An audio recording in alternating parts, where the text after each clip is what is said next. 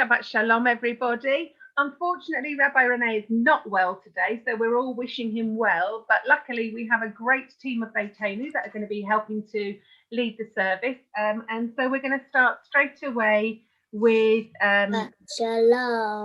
Oh, Shabbat shalom. We're going to start straight away with Martavu that Vince is going to do for us. Hello, everybody. We're going to start with the familiar Martovu, but we're also going to have some pictures of what goes on in KLS, even in lockdowns, some of the things we can still do, and some of the people, some as old as me, and some not quite as old as me,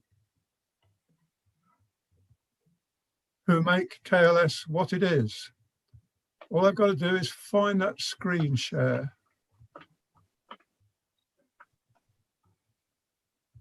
Have you got it? Here we go.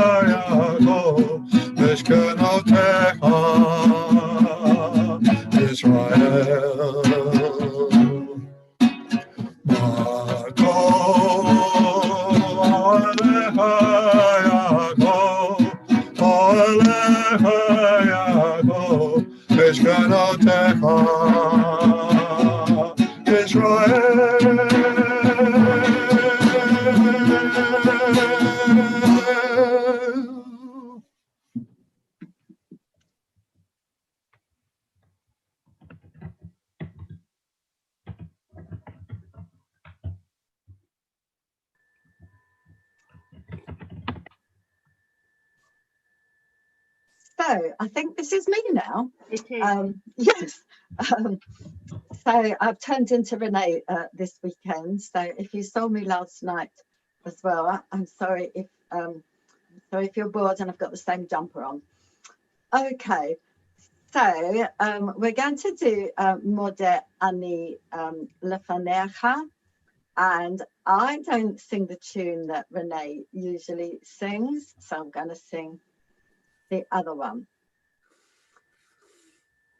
מודה אני לפניך, מלך חי וקיים, שהחזרת בנשמתי בחמלה, רבה אמונתך. I'm going to do it again. You can join in with me this time. מודה אני לפניך, מלך חי וקיים, שהחזרת בנשמתי בחמלה,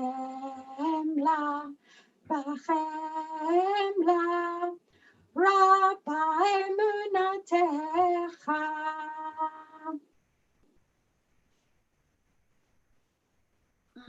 Okay. Look here. Blessed are you, eternal our God, for eyes to see. Blessed are you, eternal our God, for clothes to wear. Blessed are you, eternal our God, for my family, my friends, and my community. Blessed are you, eternal our God, for giving me strength And happiness. and happiness each morning. Blessed are you, eternal our God, for the privilege of waking up to a new day. God, help us to make this new Shabbat. After noise, we seek quiet. After crowds of indifferent strangers, we seek to touch those we love. After concentration on work and responsibility, we seek freedom to meditate, to listen to our inward selves. We open our eyes to the hidden beauties and the infinite possibilities in the world you are creating. We break open the gates of reservoirs of goodness and kindness in ourselves and in others. We reach towards one holy, perfect moment of Shabbat.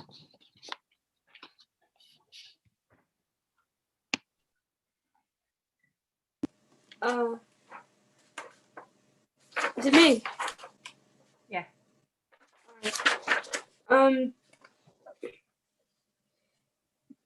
Baruch et Adonai Hamvarach, Baruch Adonai Hamvarach L'olam Vaed.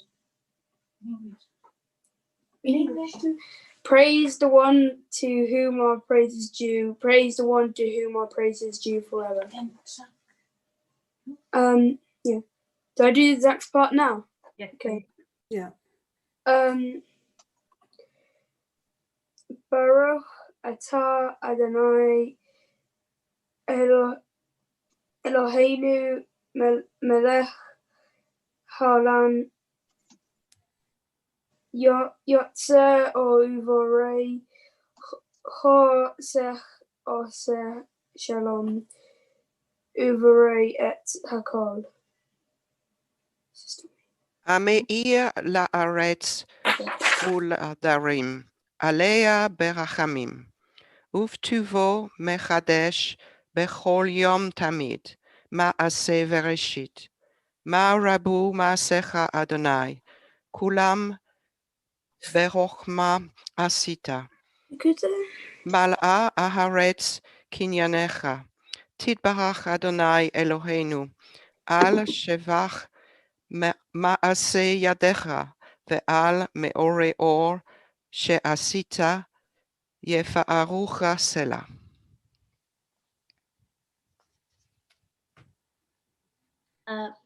Baruch atah Adonai Yotzer Hamarot. Great is your love for us, eternal God, and abundant your compassion. Our ancestors trusted in and you taught them the laws of life. So be gracious to us and teach us. Incline our hearts to hear your words, to know and understand, to learn and teach, and with love to uphold the truths of your Torah. Enlighten us with your teaching.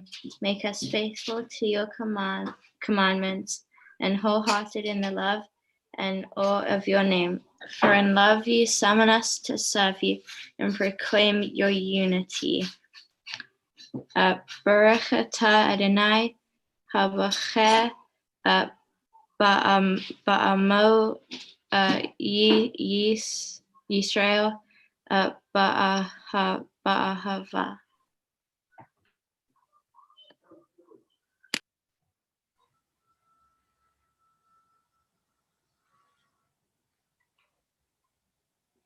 Alexandria, this is your reading.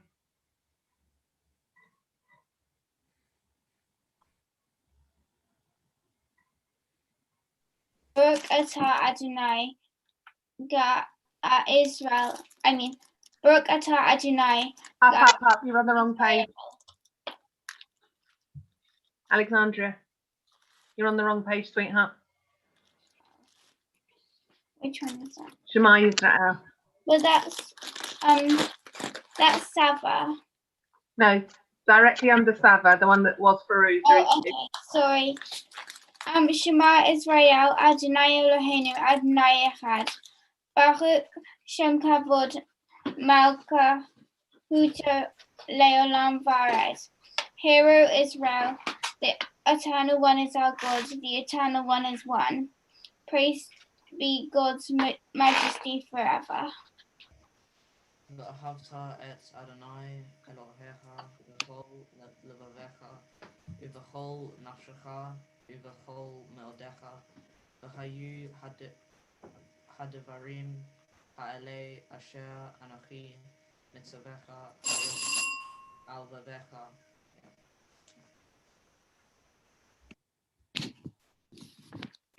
ושיננתם לבניך ודיברת בם בשבתך בביתך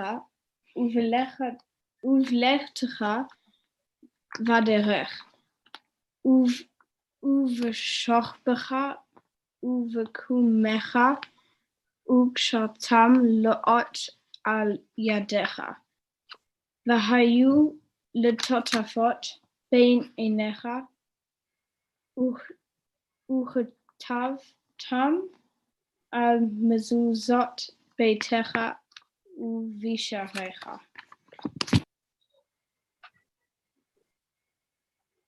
Sandra, can you lead this one? So it just, where exactly are we? Oh, Lamont. Lamont Tiskaro, Vasitem et kol mitzvotai, Vahitem kadoshim lelohechem, Ani Adonai Elohechem, Asher hotzeti etchem me'eretz Mitzrayim, Liot lachem lelohim, Ani Adonai Elohechem. And now I've been wading in the velvet sea. Is this me as well? It's after. We could all take, if everybody takes their microphones off hold, we can all sing this one together. I've been waiting in the velvet sea. I've been waiting in the velvet sea. I've been waiting in the velvet sea. I've been waiting in the sea. Come on, come. Ani Adonai.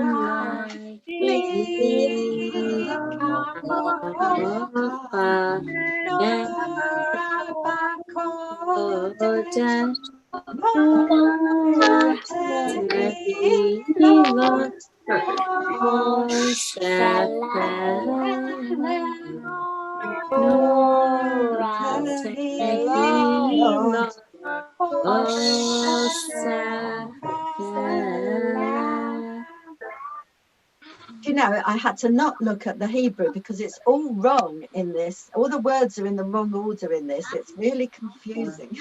And I always look at the Hebrew and not the transliteration. So, so there we go. I think is Alexandria next. Baruch atah Adonai, Gal Yisrael.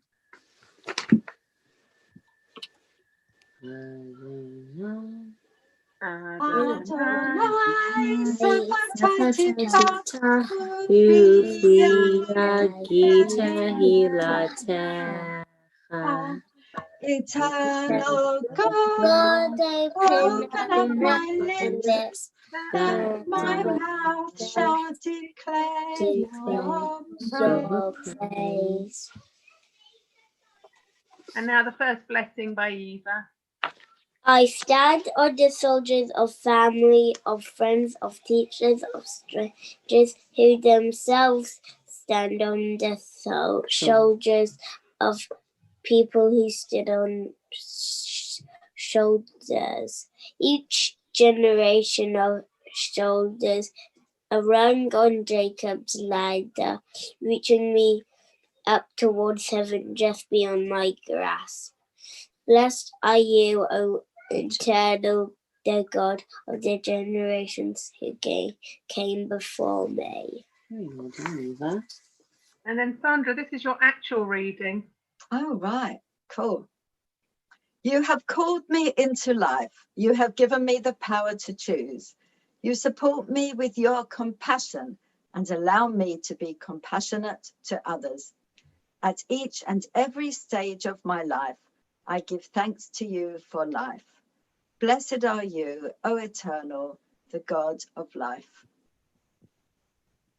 Holy, holy, holy, a spirit of generosity and kindliness. May we always be grateful for its presence. Holy the moment of gratitude, the recognition of beauty, the search of each. Let us sanctify the one that searches, and each small step achieved towards God. Blessed are you, O eternal, the God of holiness. Shabbat is a special day, set apart to be family, set apart to be friends, set apart to be my community, set apart for myself to rest and to think about my relationship with you. Blessed are you, O eternal, who sets Shabbat apart for your people. Listen, O God, to the prayers of your people Israel, and the prayers of all peoples, young and old, here and there, Jews and non-Jews. Blessed are you, O eternal, who listens to our prayers. We give thanks to you, Eternal One, our God, as you were the God of our ancestors. You are the rock of our life, the power that shields us in every age. We thank you and praise you for our lives, which are in your hand, for our souls, which are in your keeping, the signs of your presence we encounter every day, and your wondrous gifts at all times, morning, noon, and night. Blessed are you, O eternal, source of goodness, to whom our thanks are due. You are the source of all peace, peace of the heart, peace of the mind. You reveal to us a law of peace, kindness, blessing, and mercy. May your peace descend on us, on all Israel, and on all peoples. Blessed are you, O eternal, the source of peace. So we can all join in with this, doesn't matter if it makes a racket. Oh, say shalom b'noma. Oh, yeah, I say shalom aleinu. Ve'al kol Yisrael. Ve'al kol b'nei Adam. I say shalom. Yaseh shalom. Shalom aleinu. Ve'al kol Yisrael. Yaseh shalom. Yaseh shalom. Shalom aleinu. Ve'al kol b'nei Adam.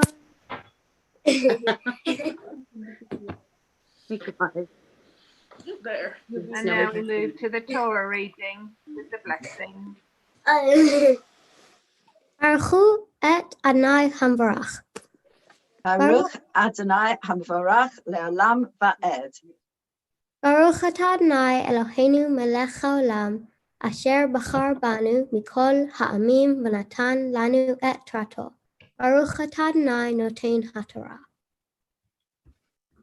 Okay, so I'm going to do a little mini Torah reading, and after that I'm going to ask you a question, because there's something really interesting in this week's Torah reading, and it's about a particular decision you might have to make. And so I'm going to ask you what decision you would make, and we're going to find out what decision Jacob made.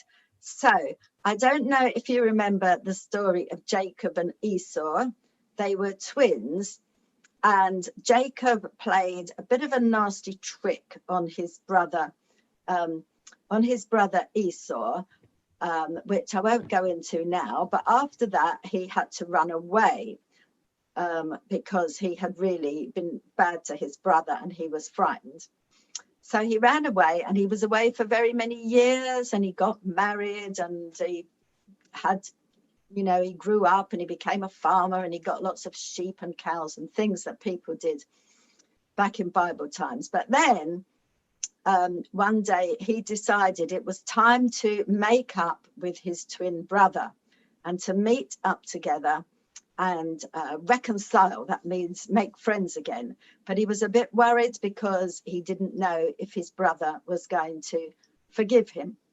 So they arranged to meet, and they arranged to meet, you know, somewhere outdoors in the desert. Reminded me of being in tier 2 where you could only meet people outside. But they arranged to meet outside, but Jacob was coming from this direction and Esau was coming from this direction. And so Jacob sent one of his staff, one of his helpers, to go ahead and have a look and see what it looked like with Esau coming. And the servant came back and he said, your brother Esau is coming with 400 men towards you. So this is what happened next. And I'm going to read a little bit of the Hebrew just because we are in a service. And with any luck, I'm going to be able to put it on the screen. We'll just see how good we are at last minute technical skills here. Right. I'm hoping you can see that. If you can't, then you'll just have to listen. I suppose if I looked at my phone at the same time, I'd be able to see if it was on your screen. But we can see it, Sandra. Oh, you can see it. Oh, No, how but nice. Thank you. can Somebody see it can tell me. You can see it on Facebook as well. I can see it on Facebook. Oh, right. Fabulous. Sorry about this. So this is the bit that I just told you the story so far. The messengers returned to Jacob saying, we came to your brother Esau. He himself is coming to meet you. And there are 400 men with him. So just imagine if your brother, you'd had an argument with your brother or your sister, they were coming towards you with 400 mates. Okay. Vayira Yaakov ma'od, v'yetzer lo, v'yachatz et ha'am asher ito, v'et hatzon, v'et habakar, v'hagmalim lishnei machanot. Jacob was greatly frightened. In his anxiety, that means nervousness, he divided the people with him and the flocks and the herds and the camels into 2 camps, that means 2 groups. Vayomer im yavo Esau el hamachaneh ha'achat, vahikahu vahaya hamachaneh hanishar lifleita. And he was thinking to himself, if Esau comes to one camp or one group and attacks it, the other camp may yet escape. So that's all I'm going to read for the moment. If Tess would like to do the No, it's Daniel. oh, it's Daniel, the blessing after the Torah, and then I'm going to ask you this. So he had all his people, all his family, and his animals, and he divided them into 2 groups. And I'm going to ask you, which group would you put in the front? The ones that you, well, how would you decide who to put into which group? The group in the front or the group at the back? Anyway, over to Daniel, and then we'll come back and see what your answers are. Baruch atah Adonai Eloheinu melech haolam asher natan lanu Torat emet. I don't remember. So far, so good. Keep going. The ha yay olam na ta betoch einu baruch atah Adonai noten haTorah. Brilliant. Well done, Daniel.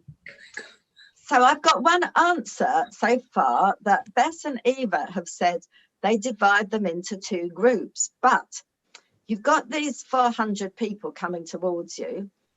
So how are you going to decide which of your family and your animals you put into the group that's in front, that are going straight towards the angry person, or possibly angry person, and which are the ones that are going to be behind? Because what might happen to the group in front?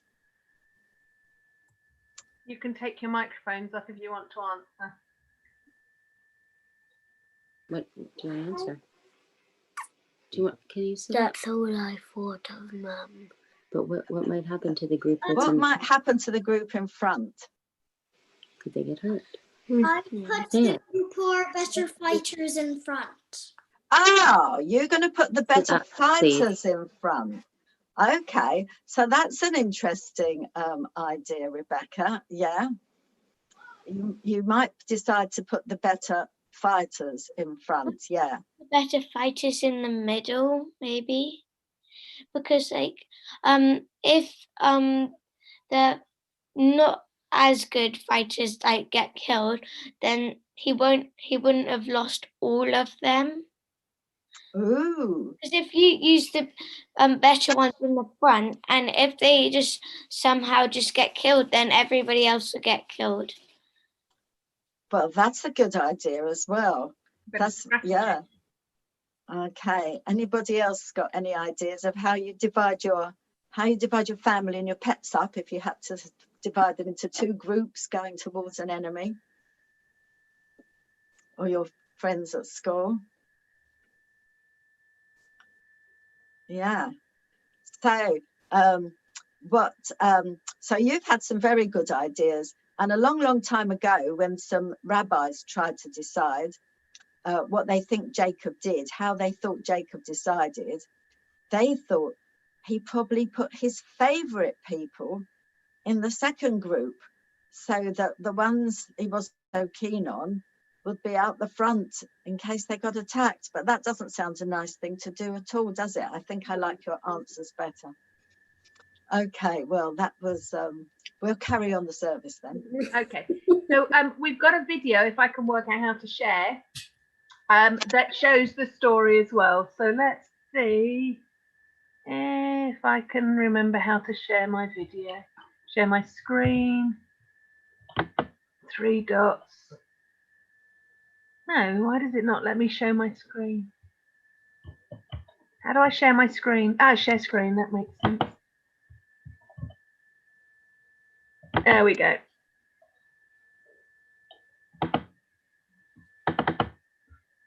There we go. Parshat Vayishlach is like a novel within the Torah about the life of Jacob. Why? Because unlike most ancient stories, the story of Jacob is a story of a character who changes. When we first met Jacob, he was doing things like tricking his brother Esau out of his birthright, tricking his blind father into blessing him, and tricking his uncle Laban out of several hundred sheep. Now it's years later.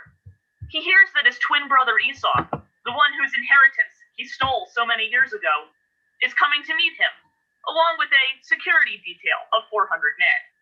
Jacob handles this the way he's handled everything else in his life, by manipulating, dodging, and hedging his bets.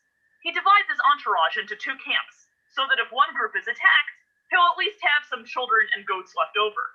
He asks God to remember him for prosperity, and Jacob arranges for a series of gifts to be sent to Esau. Finally, he sends his wives and children ahead across the river and spends the night alone. Then something strange happens. As the Torah tells us, a man wrestled with Jacob until daybreak. A man. And then, when the man saw that Jacob was winning, he wrenched Jacob's hip at its socket. Jacob isn't the type to take things lying down, and even having his hip dislocated doesn't stop him from winning this seemingly unprovoked fight. But somehow this mysterious opponent is different. Defeated, the man says to Jacob, "Let me go, because dawn is breaking." The Jacob we know isn't about to let this guy go without getting something for himself out of the transaction, so he tells the man that he won't release him unless the man blesses him. But instead of blessing him, the man changes him, saying, "Your name will no longer be Jacob, but Israel," which means wrestles with God, because you have struggled with God and men and succeeded. Jacob then asks the man what his name is, but the man responds, "Why do you ask me my name?" And then the man leaves. Jacob understands that something important has happened, though he doesn't yet know what. He names the place Peniel, or the face of God, meaning, as he puts it, "I have seen God face to face, and my life has been preserved." As Jacob limps off into the sunrise on his damaged hip, we see something in him that we've never seen before: humility. Then he sees his brother Esau. Before his encounter with the mysterious man, Jacob might have met his brother with an armed entourage, or avoided him somehow. But the new, humbled, crippled Jacob bows to the ground 7 times at Esau's feet. Esau runs up to greet and kiss him, and the two brothers weep. Then Jacob tells Esau that to see your face is to see the face of God, and asks him to please accept his gifts. They reconcile. Who is this mysterious stranger who wrestled with Jacob and changed him so? The Torah goes out of its way not to tell us. The most common explanation is that Jacob was, quote, wrestling with an angel. But just a few chapters back, Jacob met a whole slew of angels climbing up and down a ladder, and the text wasn't afraid to call them angels. This wrestler is clearly called a man. Another possibility is that this wrestling match is a metaphor for Jacob wrestling with his own conscience. It's an intriguing idea, but the story is a bit too physical. When's the last time your conscience dislocated your hip? Consider this. The mysterious man really was Jacob's brother Esau. This is a physical reenactment of Jacob's first moments, when, as the Torah tells us, Jacob and Esau wrestled with each other in their mother Rebekah's womb. Now Esau has his opportunity to finish that first wrestling match, knowing all that Jacob has done to wrong him, but also knowing how time and life can change what matters most to us. Esau comes by night so Jacob won't recognize him, but Jacob does know who this man is. He names their meeting place Peniel, because there, in Esau, he saw God face to face.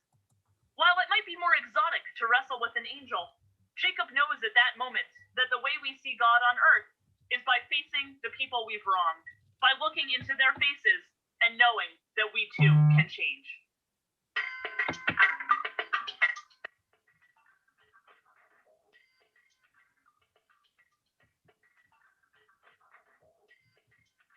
I don't know how to. I thought I'd stop it.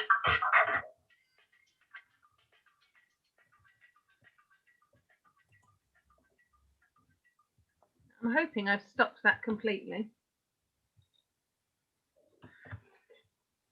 So there you go. There's the story of the Torah portion in. No, I haven't stopped it. Hang fire. I need to stop this. Stop.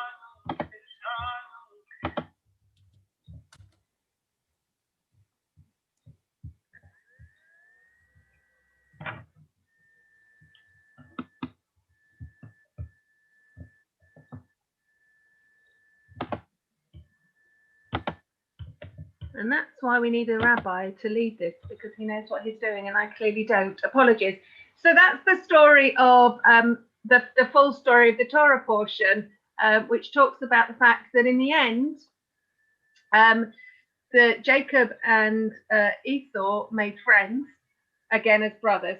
So normally after the Torah reading, we have a Haftarah reading, and the Haftarah reading is a complementary story to the Torah portion. So I'm going to read not a proper Haftarah portion, but a story that is complementary to the Torah portion about two brothers as well. So it's called Joseph and the Sabbath fish.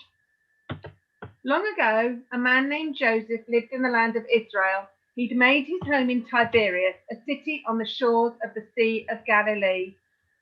No one honored the Sabbath more than Joseph. No one set a more elegant table. His challah loaves were baked with the finest flour. His goblets were filled with the finest, rarest wine. The fish for his Sabbath meal was the sweetest that could be found. Perfumed oil pressed from the ripest olives filled his Sabbath lamp. Every Friday night, as the sun began to set, Joseph threw open the doors of his house. He invited anyone who wished to celebrate the Sabbath to come in. Travelers from far from home, beggars from the alleys, young and old, rich or poor, everyone was welcome. Joseph treated them all as honored guests. There they are. Joseph's brother Judah also set a fine table, but he did not open his house to everyone.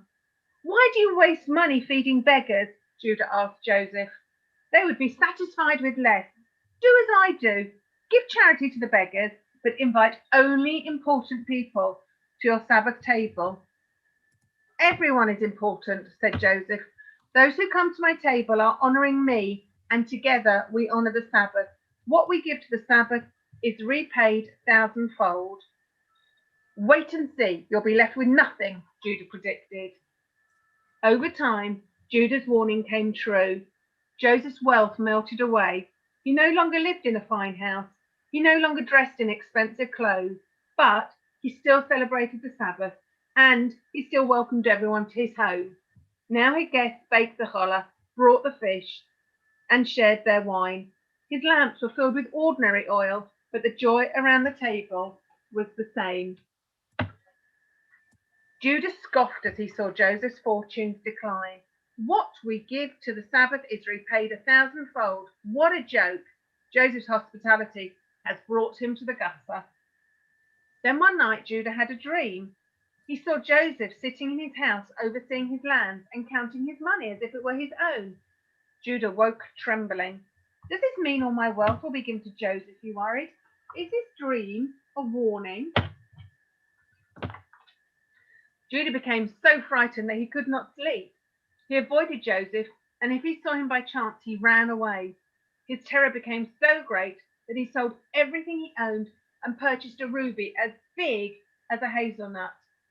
He sewed the ruby into the lining of his felt cap, and then he packed his clothes and he left Tiberias. There you go, sewing the ruby into his hat. Judah travelled to the port of Caesarea, where he boarded a ship bound for Africa. Joseph will never find me, he thought to himself. I will be safe at last. After several days at sea, the ship sailed into a frightful storm. The sailors and passengers clung to the rigging to keep them from being swept overboard. A bit like Jonah and the whale, isn't it? A gust of wind whipped Judah's cap from his head and tossed his life savings into the churning waves. So the cap with the ruby disappeared into the sea. Back in Tiberias, Joseph still celebrated the Sabbath, even though his fortunes continued to decline. He missed his brother Judah and wondered why he had left so suddenly. One day he went down to the market to shop for the Sabbath. A fisherman had just brought a huge fat fish to the dock. "Look at that one," Joseph exclaimed. "What a Sabbath meal that fish would make." "Take it," the fisherman said. "I can't do that. You have to earn a living too," said Joseph. "Do you remember me, Joseph?" the fisherman asked. "Last year I lost my boat in a storm, and you welcomed my family to your home, and you shared your Sabbath meal with us. You invited us to come back every Sabbath, and you helped me find a new boat. I owe you everything. Allow me to repay some of my debt. Please take the fish."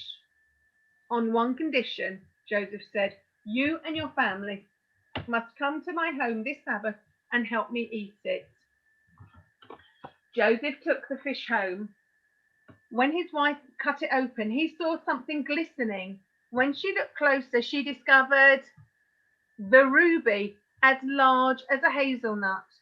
"We're rich," she cried. "What a fine Sabbath we'll have," Joseph exclaimed. Joseph sold the ruby for 13 sacks of gold. He bought back his house and land, and he prospered as never before, but his greatest joy was still in celebrating the Sabbath. One Friday evening, a weary traveller appeared at Joseph's door. "Come, celebrate the Sabbath with us," Joseph said, inviting him in. "Don't you recognize me, Joseph?" said the traveller. "I am your brother, Judah. I was once rich, but now I have lost everything." He described how he'd become penniless when his ruby was lost in a storm. Joseph embraced Judah, just like we just had with Esau and Jacob. "I am so happy to see you. I found your ruby, and I will return its value to you." "No," Judah replied. "In my long travels, I have learned that some things are more important than riches. Your friendship is one, and the peace and the joy of the Sabbath day is the most precious of all." So the story, it repeats itself in the same way with the feuding between the brothers and the coming together again of the brothers and realizing how one had wronged the other. And as always, with all good stories, there's a happy ending at the very end of the story. So there you go. That is instead of the Haftorah reading. So then we move to the final prayers with Barbara and Rebecca reading, and then we'll move on to the Kaddish. Okay, final prayers. And then all that has divided us will merge, and then compassion will be wedded to power, and then softness will come to a world that is harsh and unkind, and then both men and women will be gentle, and then both women and men will be strong, and then no person will be subject to another's will, and then all will be free and rich and varied, and then the greed of some will give way to the needs of many, and then all will share equally in the earth's abundance. And then all will care for the sick and the weak and the old, and then all will nourish the young, and then all will cherish life's creatures, and then all will live in harmony with each other and the earth, and then everywhere will be called Eden once again. So just before we move to the Kaddish, Craig, I don't know if there was something that you wanted to share first.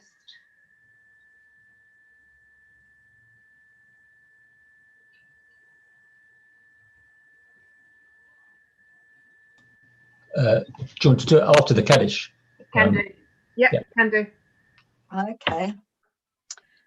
So the Kaddish is what we say when we remember people who have died, and in particular, we remember people on what's called the anniversary of when they died. So if somebody died in the first week of December in any year, then we will be remembering them now. It's a kind of like, it's the same time of year. So we've got some people in the community who are remembering loved ones. So we'll be thinking about Eric Simons, who is Jill Hyman's father, late father, and Leslie Simons, who was Jill Hyman's brother.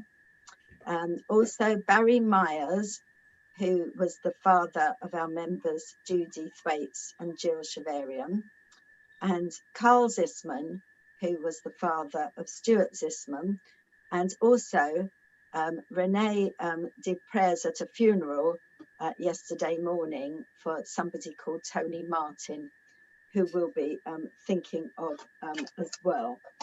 So therefore, I'm now going to read the Kaddish, which is on page 524, if you have the ordinary Siddur. Sandra?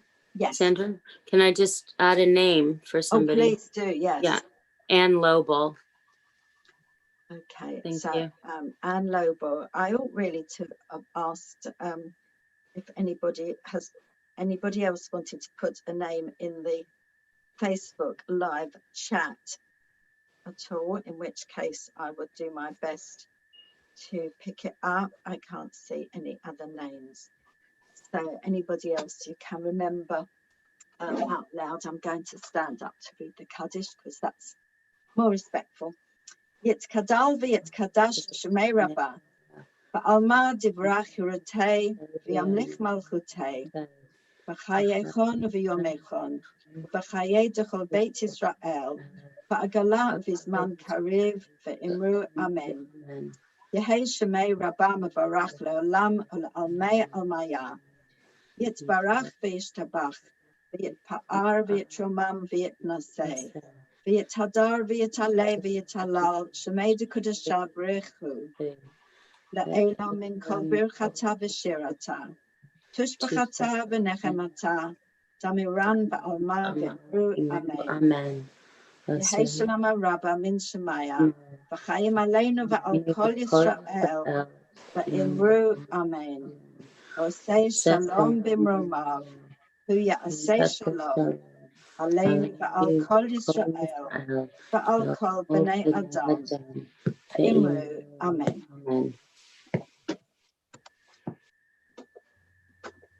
So I think just before Craig finishes with, and we move on to the final song, and Craig's going to share what he's going to share with you, I just want to say a huge thank you to Sandra for jumping in literally at the very, very last minute when we realised that Rabbi Renee wasn't well enough. So thank you for doing all the bits that I'm not brave enough to do, Sandra. So big thank you for that.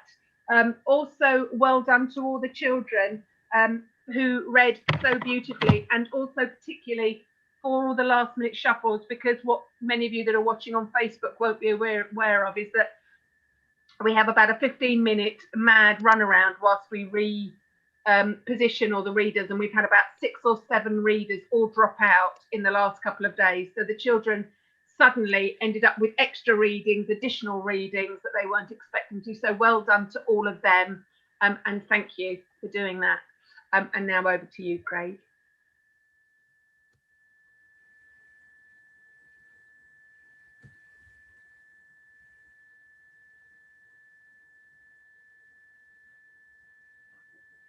Where's it gone? I've lost it. Oh, where's it gone? I'm quite pleased it's not just me that has this problem. Right. Yeah. Sorry, it's just all disappeared. I had it on the screen before, and it's just everything's gone. We can see the 2 photos, Robert. All right. Yeah. Okay. All right. Okay, try this.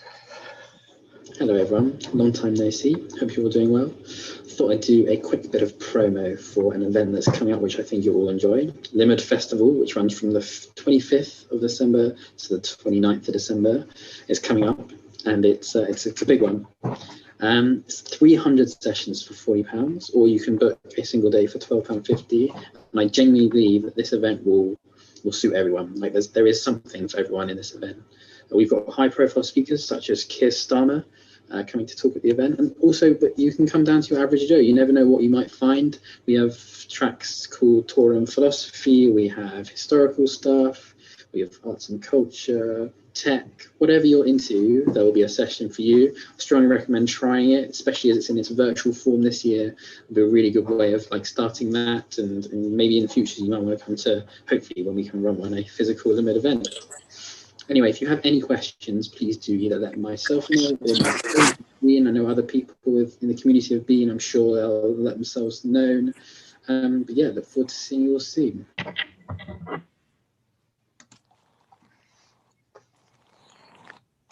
Over to you. Thank you. Right, I think we're going to do our final song, which is, it's only got 5 words. Ma Yafet Hayom, Shabbat Shalom. So you can unmute and join in if you like, or you could sing in your own home without us hearing if you like. Ma Yafet Hayom, Shabbat Shalom.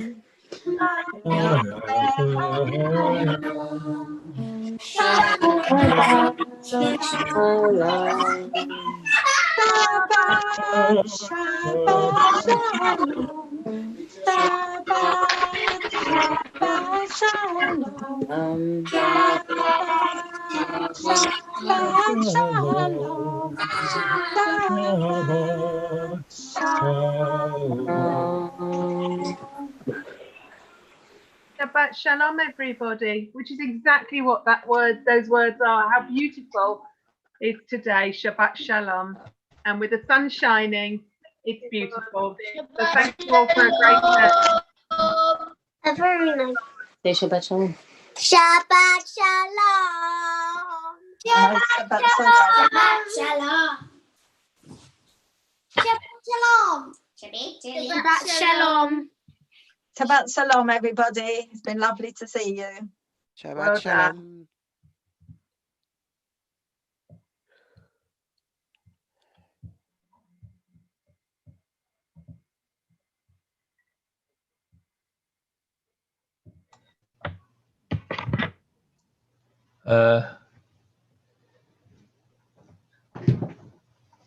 Thanks, Craig. Yes, thank you. Thank you. Kiddush, what's happening about Kiddush? Shabbat Shalom. Shabbat shalom. Yes, so Jen, there are a couple of people I think they've joined for Kiddush. Good. All right, here they all come in. Yeah, you've got control. Do you want it back? I'm happy for I you. don't think I. Who's leading Kiddush? Oh gosh, well, yeah, I could lead Kiddush if you like. But yeah, I think you're. I don't know why you can't. Why? Who's? I don't understand. The someone must. Oh no, hold on. This is. Is there? There's no waiting room, is there? Because we just came in anyway, so people should just join. Well, people have, because I can see Jen will. Okay, good. There are people that are definitely joining. All right. Okay, they're just. Yeah, and Brian. Yeah, Brian's just. Right. Oh, their videos are. Oh, right. Fine. Okay. That's fine. Okay then. Right then.